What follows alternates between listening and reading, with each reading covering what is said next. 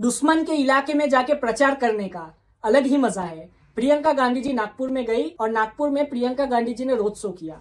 अब मैं ये बता दूं कि नागपुर में प्रियंका गांधी जी ने क्यों रोड शो किया। तो सब जानते हैं कि नागपुर में आरएसएस का हेडक्वार्टर है और नागपुर में आरएसएस बहुत ही स्ट्रांग है। और नागपुर से जो एमपी चुन के आते हैं वो है नितिन गडकरी, जो कि यूनियन मिनिस्टर है। तो नागपुर जीतना कांग्रेस के लिए बहुत जरूरी है क्योंकि वो बीजेपी का गढ़ माना जाता है, वहां से बीजेपी जीत के आती है। यही वजह है कि प्रियंका गांधी जी ने नागपुर में रोड शो किया और उनका जो रोड शो था वो आरएसएस के मुख्यालय से गुजरा। और आरएसएस के जो कार्यकर्ता थे उन्होंने जय श्री राम के नारे लगाए और जो बीजेपी के कार्यकर्ता थे उन्होंने बीजेपी का झंडा फहराया। तो कांग्रेस के रोड शो में जो कांग्रेस के कार्यकर्ता है उन्होंने भी कांग्रेस का झंडा फहराया और प्रियंका गांधी जी ने बीजेपी के कार्यकर्ताओं को और आरएसएस के कार्यकर्ताओं को शुभकामनाएं दी कि मैं आपको शुभकामनाएं देती हूँ, लेकिन सरकार तो एमवीए की ही बनेगी, महाविकास अघाड़ी ही जीतेगी। ये कह के प्रियंका गांधी जी ने सीधा सीधा संदेश दे दिया कि वो अपोनेंट को शुभकामनाएं तो देती है लेकिन जो सरकार है वो उनकी बनेगी। अब आगे मैं ये बता दूं कि प्रियंका गांधी जी का जो रोड शो है नागपुर में, ये सीधा सीधा बताता है कि कांग्रेस अपना पूरा जोर लगा रही है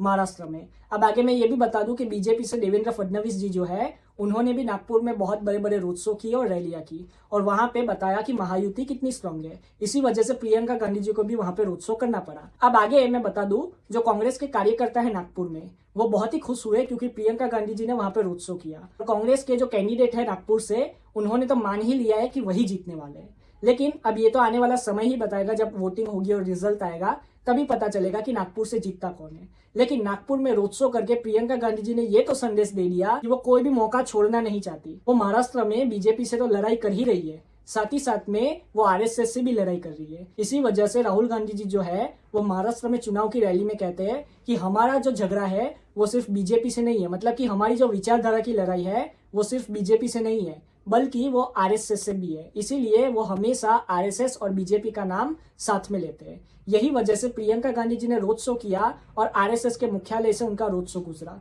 वहां पे बहुत सारे झंडे फहराए गए, बीजेपी के फहराए गए, कांग्रेस के फहराए गए। लेकिन जब प्रियंका गांधी जी ने कहा कि एमवीए की सरकार ही बनने जा रही है और प्रियंका गांधी जी ने जय महाराष्ट्र का नारा लगाया, कांग्रेस के कार्यकर्ताओं में जो जोश था वो देखने लायक था। अब आगे मैं बता दूं कि प्रियंका गांधी जी के रोड शो में जन सैलाब आया।